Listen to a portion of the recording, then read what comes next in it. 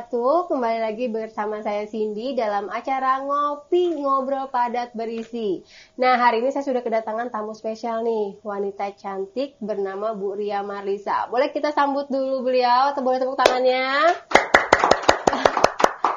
Jadi Bu Ria Marlisa ini adalah camat Sukaraja, satu dari 4 wanita yang dipercaya menjadi pucuk pimpinan di wilayah kecamatan yang ada di Kabupaten Bogor. Keren dong ya. Tepuk tangan lagi boleh. Kita sapa dulu Ibu Bu Ria Gumaha Damang, Bu. Alhamdulillah. Assalamualaikum Mbak Cindy. Waalaikumsalam warahmatullahi wabarakatuh. Ibu boleh diceritain ini nggak, hari sekarang ini kesibukan di sebagai camat Sukaraja ini apa sih? Alhamdulillah hari ini saya terima kasih sudah diundang podcast. Kegiatan kami di Kecamatan Sukaraja hari ini yang lebih kami jalani hari-hari itu tentang penanganan stunting ya. Memang menjadi program pemerintah dari tingkat pusat juga untuk bagaimana melaksanakan pencegahan stunting sampai di tingkat terbawah, yaitu di tingkat RT dan tingkat keluarga juga. Jadi hari ini kami diundang ke sini ya, merupakan sebuah kehormatan buat kami. Terima kasih sekaligus bisa memberikan informasi kepada ibu-ibu yang di luar sana juga terhadap bukan hanya ibu-ibu sih, tetap orang tua lah, terutama calon ibu juga bagaimana kita mencegah stunting di wilayah Kabupaten Bogor. Iya. Ngomongin soal stunting Bu, di Kecamatan Sukaraja ini banyak nggak sih kasus masalah stunting ini? Kecamatan Sukaraja merupakan salah satu wilayah yang cukup padat penduduknya. Memang jumlah penduduk kami sekitar 220.000 jiwa. 220.000 jiwa dengan jumlah desa 13 desa di Kecamatan Sukaraja. Banyak ya? Banyak, alhamdulillah. Jadi sehingga dengan padatnya penduduk tersebut otomatis banyak keluarga dan banyak juga ibu hamil. Jumlah yang hari ini kami data berdasarkan data dari Dinas Kesehatan kurang lebih 200 anak yang masih terindikasi stunting. Itu pun kami terus gencar dengan Dinas Kesehatan untuk memverifikasi terus kembali apakah itu masih sejumlah itu atau masih berkurang dari data tersebut. Nah, dari angka 200 itu kebanyakan ini di rentang usia berapa, Bu? Di usia rentang 1 sampai 2 tahun.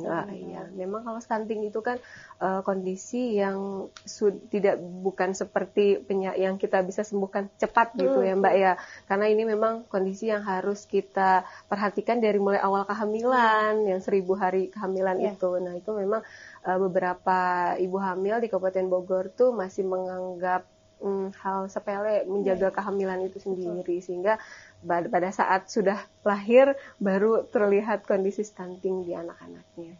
Berarti kalau stunting itu rata-rata memang dari berat badan bayi ya Bu indikatornya? Pertama dari tinggi berat badan, iya, dia tidak sesuai dengan tingginya. Tuh. Nah, ini boleh tahu nggak kira-kira dari Kecamatan Sukaraja sendiri punya program apa sih untuk paling tidak bisa meminimalisir kasus atau masalah stunting gitu, biar jumlahnya juga nggak bertambah dari 200 naik gitu? Ya.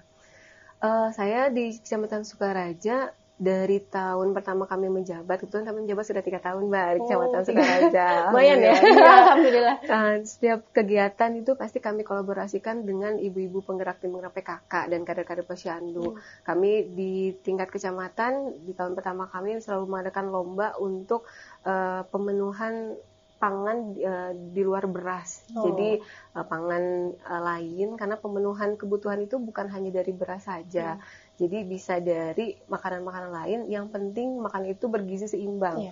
Nah, tentu sebelum kita menginformasikan kepada masyarakat langsung, tentu yang harus penting itu ya bagaimana kader dan ibu tim PKK desa, Bu Lurah lah di situ, karena mereka langsung menggerak di tingkat bawah.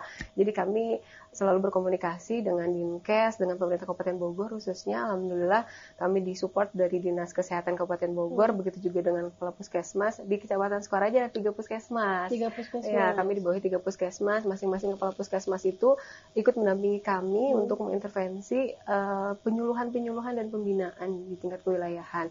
Begitu juga dengan pendidikan, karena hari ini kami juga ikut serta dalam pemberian tambahan vitamin penambah zat besi untuk anak-anak remaja putri di wilayah. Jadi kegiatannya selain untuk ke ibu hamil, ke remaja putri juga, dan kami juga bekerja sama dengan kantor urusan agama Kecamatan Sukaraja untuk pemberian pembinaan kepada calon pengantin. Karena calon pengantin juga sebagai informasi kepada calon ibu itu penting untuk menjaga kesehatannya dan tentu memahami kalau udah jadi calon ibu tuh banyak sekali loh yang harus dipenuhinya. Itu salah satunya. Saya baru tahu kalau misalkan untuk remaja-remaja ada pemberian vitamin juga ya. Yang saya tahu untuk balita vitamin A gitu setiap bulan Februari sama Agustus. Kalau untuk stunting tuh lebih lebih menyeluruh komponen yang harus kita penuhi itu dari mulai anak remajanya, kemudian pada saat dia menjadi calon pengantin, dan pada saat dia masuk ke usia kehamilan, dan pada saat sudah melahirkan dan harus membawa balitanya ke posyandu. Jadi memang intervensi stunting itu cukup banyak item yang memang harus kita penuhi. Itulah pembinaan-pembinaan yang memang camat itu harus masuk ke semua lini di sektor-sektor tersebut. Nah ini kan tadi disinggung nih kalau misalkan ada pelakuan-pelakuan khusus yang dilakukan dari pihak kecamatan melalui kader-kader posyandu begitu ya. Ada nggak sih temuan di lapangan gitu misalkan orang tua yang dia anti dengan posyandu? Kebetulan kalau di lingkungan saya itu ada Bu, ya, misalkan dia nggak mau imunisasi, pokoknya kayak gitulah, dia nggak mau imunisasi, nggak mau ngecek kondisi anaknya seperti apa gitu. Nah, kalau misalkan di Kecamatan Sukaraja gimana hasil temuan Ibu misalkan di lapangan? Betul sih, memang masih ada keluarga yang seperti itu. Tapi ya tadi dengan kesabaran dari teman-teman kita di lapangan, karena pemahaman itu kan kembali ke personal yang keluarga tersebut ya Mbak. Ya kami masuk itu bisa lewat tokoh masyarakat, tokoh agama juga. Jadi kader itu juga kita kerjasamakan juga dengan lingkungan sekitar RT RW itu kan apa sih yang menjadi permasalahannya, sehingga mereka akan lulu bahwa ya memang kita ini harus melihat bahwa kepentingan ini untuk masa depan bangsa loh, bukan cuma sekedar ya udahlah ini mah anak saya, jadi gimana saya ngurusnya, ngerawatnya, tidak hanya sebatas itu, tapi ya tetap kita harus berpikir untuk ke depan seperti apa. Karena dari balita itu dia adalah generasi nantinya ya, gitu ya, generasi emas nanti 2045, masa depan bangsa kita ada di tangan anak-anak itu jadinya. Nah, ini kan berkaitan dengan Hari Anak Nasional nih yang akan jatuh pada 23 Juli 2024 nanti. Selain misalkan masalah stunting yang tadi kita sudah bahas gitu ya Bu ya, ada persoalan apa aja sih yang misalkan ada yang sering terjadi di Kecamatan Sukaraja dan itu jadi perhatian Bu Ria gitu? Di Kecamatan Sukaraja tentang Hari Anak ini memang salah satu yang kita menjadi perhatian khusus adalah tentang kenakalan remaja ya Mbak hari ini. Kenakalan remaja ini terkait dengan tawuran. Memang tawuran ini bukan hanya di Kecamatan Sukaraja sih, memang lebih kompleks Kota Bogor dan Kabupaten Bogor. Kecamatan Sukaraja merupakan kecamatan perbatasan dengan Kota Bogor yang memang wilayah sekolah-sekolah itu banyaknya sebenarnya di Kota Bogor. Nah, beberapa waktu yang lalu di wilayah kami banyak anak-anak entah dari sekolah swasta mana ya tiba-tiba tawuran, dan itu korbannya adalah salah satu warga kami di Kecamatan Sukaraja. Memang menjadi miris buat kami sebagai orang tua. Pendidikan anak semakin tinggi tetapi lingkungan sosialnya itu seperti tidak berubah gitu. Kami juga belum paham ya, ini karena memang menyangkut juga faktor keamanan dan lain sebagainya. Tapi kami membuat suatu kebijakan bahwa tiap hari kami rutin patroli, terutama malam hari dengan Muspika, dengan TNI dan Polri di Kecamatan Sukaraja untuk terus 24 jam standby untuk kegiatan patroli, karena memang rata-rata kegiatannya tuh tiba-tiba malam dan tidak bisa diprediksi juga gitu. Itu contohnya. Jadi Ibu juga malam-malam mau nggak mau juga ikut ini ya. Ikut bahkan tiba-tiba kadang-kadang ada geng motor. Nah itu geng motor yang paling lebih mengerikan lagi, karena memang geng motor itu bukan dari wilayah kami, tiba-tiba mereka hanya lewat gitu ya. Melintas, tiba-tiba betul menyelakai warga saya. Kita nggak tahu juga kemana ini ngejarnya. Ya, paling salah satu cara adalah untuk patrolinya itu saja di tingkat RT, tingkat RW. kami punya kegiatan juga Sabar, salah satu inovasi di kecamatan itu adalah Sabar, sarapan bareng RT RW, Mbak. Kami mengadakan kegiatan tersebut sehingga informasi-informasi yang berkaitan dengan kepemerintahan apapun itu kami sampaikan sampai ke tingkat bawah ke RT, kita kumpulin di satu desa itu sambil ngopi bareng lah, sarapan bareng, ngopi bareng untuk supaya mereka ikut bantu. Karena kami di kecamatan tidak mungkin sanggup untuk saya sendiri punya staf hanya 40 orang, luas kecamatan dan luas banyaknya jumlah penduduk 220. Jadi butuh semua ini untuk membantu supaya Sukaraja tetap bisa aman dan kondusif. Nah, kalau program Sabar itu dia berlakunya per apa nih? Setiap bulan kah atau seminggu sekali? Setiap bulan ya, terutama mendekati masa-masa pemilu kada ini sejak dari awal tahun kami itu udah mendekatkan kami menjelang masa pemilu juga gitu, menjaga kondusivitas wilayah. Biasanya yang ditemui di masyarakat itu Bu, pada saat kegiatan Sabar itu. Sabar kan tadi sarapan bareng warga. Biasanya masukan terkait dengan infrastruktur ya udah pasti kalau itu jalan rusak dan lain-lain, terus PJU mati ya. Hal-hal yang memang berkaitan dengan kebutuhan mereka yang tidak bisa disampaikan ketemu saya langsung secara formal, bisa mereka sampaikan apapun itu. Jadi nampung curhatan banyak warga ya. Curhat betul Mbak, curhat. Karena kalau langsung formal itu biasanya komunikasinya terhambat. Tapi kalau dalam komunikasi yang informal itu malah lebih banyak informasi yang saya dapat. Saya juga dapat kontrol sosial juga dari teman-teman media juga gitu. Karena dari teman-teman media tuh di lapangan memberikan banyak informasi sehingga saya tahu mana yang harus saya perbaiki lah intinya dalam pemerintahan. Tapi ada yang sampai jadi ini nggak sih Ibu pas lagi datang jadi sasaran marahan warga gitu? Alhamdulillah. Sukaraja aman Mbak. Tapi kalau lihat Ibu yang cantik begini siapa yang mau marahin? Alhamdulillah. Oke, itu tadi kita ngobrolin soal program yang ada di Kecamatan Sukaraja khususnya yang berkaitan dengan Hari Anak Nasional ya. Nah, sekarang kita pengen mengulas sedikit tentang sosok Bu Ria. Pada penasaran kan tentang sosok Bu Ria yang menigelis gitu ya? Bu Ria, boleh diceritain sedikit nggak tentang perjalanan karir Ibu nih sampai akhirnya menjadi ASN dan sekarang jadi camat Sukaraja begitu? Saya lulus dari SMA Negeri 2 Bogor, di sini. Pada saat lulus tingkat 3, kami langsung melanjutkan ke Sekolah Tinggi Pemerintahan Dalam Negeri, ke STPDN di Bandung, tahun 2002. Jadi begitu dari STPDN sudah langsung diangkat jadi ASN. Nah, karena kami asal pendaftaran dari Kabupaten Bogor dan dibiayai juga penuh oleh Kabupaten Bogor dan siswanya, sehingga kami begitu lulus di tahun 2006 langsung ditempatkan menjadi ASN di Kabupaten Bogor. Nah, begitu lulus itu kami langsung kerja di Sekretariat Daerah Kabupaten Bogor di bagian kepegawaian, dilanjutkan dengan di kecamatan, di beberapa kecamatan. Saya pernah bertugas di Kecamatan Tejur Halang, Kecamatan Kemang, kemudian pernah jadi Kepala Bidang Pemberdayaan Perempuan di DP3 P2KB, dan sekarang jadi Camat Sukaraja. Lumayan panjang ya, muter-muternya gitu. Alhamdulillah. Nah, ini dulu nih emang punya cita-cita, emang sengaja masuk STPD emang pengen jadi ASN begitu atau gimana nih, atau ikut teman atau ngelihat ada sosok yang menjadi inspirasi begitu buat Bu Ria akhirnya masuk STPDN biar bisa berkarir di dunia pemerintahan begitu? Awalnya sih jujur kalau waktu masih SMA sih masih lebih kayak ini masih meraba-raba STPDN itu apa gitu. Hanya memang berpikirnya ingin sekolah yang berbeda dari yang lain gitu kan.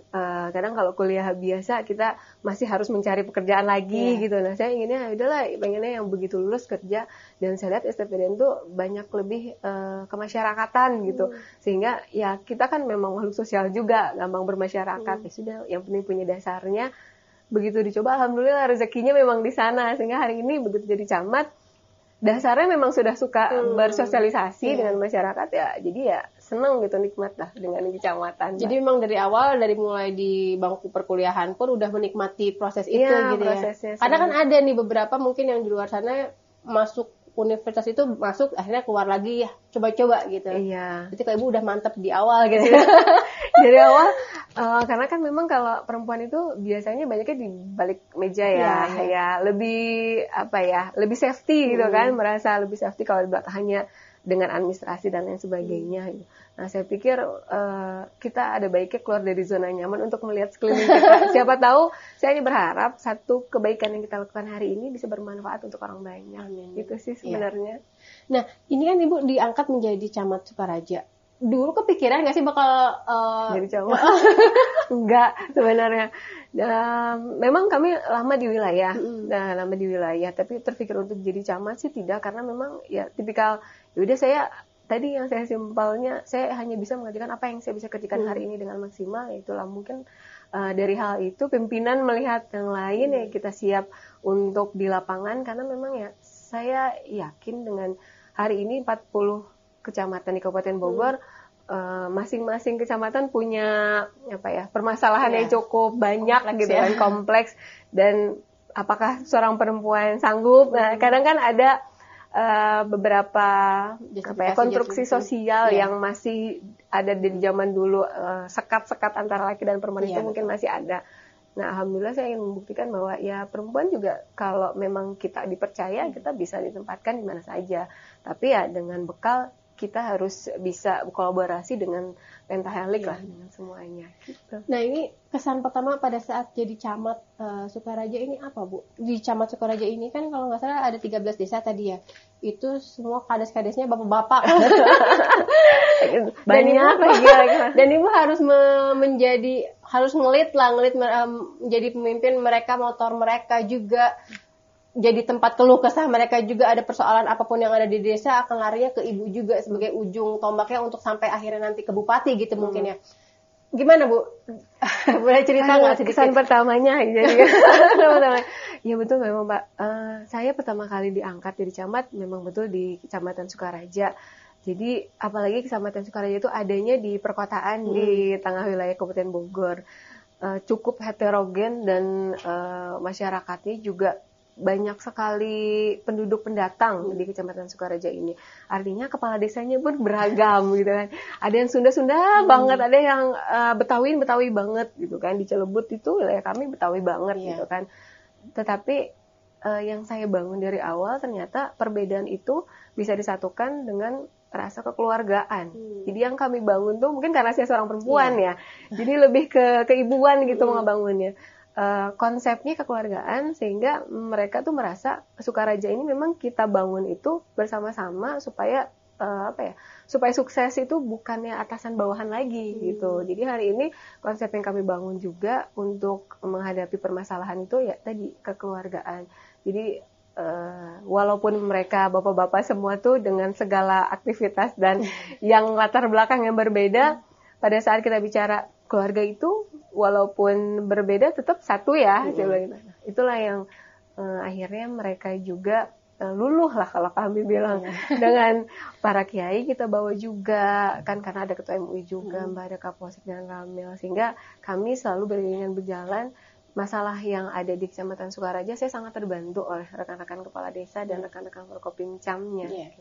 Ya jujur sebagai perempuan pasti banyak batasan-batasan kan, tetapi batasan itu tuh akhirnya hilang dengan sekat itu karena kepercayaan mereka ke saya. Jadi tinggal kita pembawaannya bagaimana untuk mereka semua begitu ya. Betul, Mbak Cindy. Nah, Bu, ini saya juga pengen tahu nih. Ini kan udah 3 tahun ya di Sukaraja. Ada pengalaman berkesan nggak? Mungkin pada saat Ibu turun di lapangan, misal tiba-tiba jadi artis dadakan gitu, saking misalkan baru pertama ketemu, apa kira-kira? Pengalaman berkesan itu justru pada saat baru banget dilantik jadi camat Sukaraja. Kami ada permasalahan untuk permasalahan rumah ibadah di Cilebut Barat waktu itu. Iya, pernah dengar mungkin itu sempat viral tuh kemana-mana. Sehingga perbedaan pendapat itu cukup sangat berkesan buat kami, karena itu menjadi perhatian khusus dari pemerintah pusat. Nah itu sih. Tapi karena tadi kolaborasi kita dengan di kewilayahan dibantu dengan forum pimpinan daerah, itu bisa terlewati karena itu termasuk beban berat ya, baru mulai masuk udah langsung ada masalah besar gitu. Apalagi yang ini terkadang kan sensitif juga, faktor saranya tinggi waktu itu sih Mbak. Kalau yang tadi Mbak bilang tiba-tiba artis dadakan, jadi bingung soalnya fansnya banyak ibu-ibu kalau di sana. Alhamdulillah. Nah, ini ada mimpi Ibu untuk Kecamatan Sukaraja yang mungkin saat ini belum bisa terwujud atau dalam proses menuju gitu? Kecamatan Sukaraja, hari ini Kecamatan Sukaraja saya berharap sih bisa lebih lebih nyaman untuk ditinggali, lebih nyaman untuk ditinggali yang pasti, karena bagaimanapun saya menganggap Sukaraja itu sebagai rumah kedua saya. Jadi rumah kedua itu kan harus nyaman ditinggali. Nah, hari ini di beberapa titik tuh masih banyak penduduk pendatang dan rasa memilikinya tuh kurang dengan lingkungan, baik itu dari pembuangan sampah yang sembarangan dan lain-lainnya. Itu masih menjadi PR besar juga di Kabupaten Bogor, termasuk kami di Sukaraja juga. Banyak penduduk pendatang malah buang sampahnya sembarangan, tumpukan sampah itu menimbulkan masalah-masalah baru lainnya. Itu jadi saya berharap mudah-mudahan ke depan Sukaraja ini masyarakatnya bisa lebih merasa memiliki, bisa lebih menjaga, sehingga bisa lebih nyaman untuk ditinggali itu. Oke. Nah, itu tadi obrolan singkat kita dengan Ibu Ria Marlisa. Tapi sebelumnya saya masih punya kuis, Bu. Kita masih punya kuis tentang buat mengulik lagi tentang Sukaraja dan tentang sosok Ibu Ria tentunya. Kuisnya apa ya? Kita buka dulu ya contekannya. Ada door prize ya dong, Mbak? Ada kuis. Ada door prize-nya, boleh. Oke, ada 4 pertanyaan yang mungkin nanti Ibu akan boleh diminta alasannya ya menjawab. Nanti Ibu langsung aja arahnya di sana untuk menjawab. Saya bacakan pertanyaan pertama. Sebutkan 3 kata untuk menggambarkan Kecamatan Sukaraja. 3 kata untuk Sukaraja. Heterogen, kedua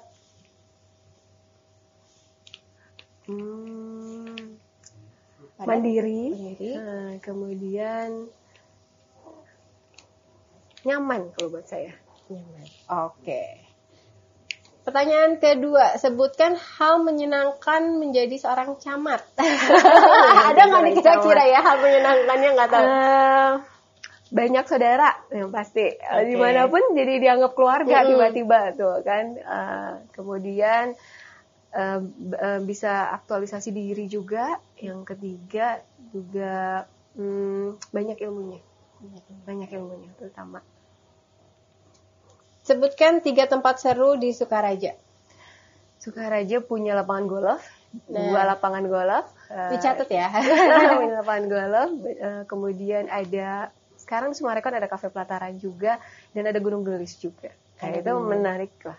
Jadi 3 tempat itu bisa jadi sumber ini ya, menarik wisatawan untuk ke situ ya. Memang di Sukaraja 3 tempat itu salah satu potensi wisata di Kecamatan Sukaraja. Gunung Gelis, Sumarekon, walaupun perumahan tapi banyak restoran-restoran dan lingkungannya juga nyaman sehingga banyak yang ke daerah situ, ya. Sumarekon. Oke, pertanyaan keempat, 3 negara yang ingin dikunjungi. 3 negara, Korea, ini gara-gara drakor soalnya, gara-gara drakor ya Mbak, Korea, kemudian Inggris sama Switzerland kayaknya. Boleh tahu alasannya di antara 3 itu, Bu? Misalkan kenapa gitu? Karena banyak nonton film di daerah sana tuh kayaknya tempatnya nyaman, asri. Mungkin nggak sih gitu di Kecamatan Sukaraja bisa seasri di daerah sana gitu. Jadi ya senang aja ngeliat pemandangan yang bagus kan bisnis. Rasa di surganya dunia gitu ya. Bener Mbak. Oke.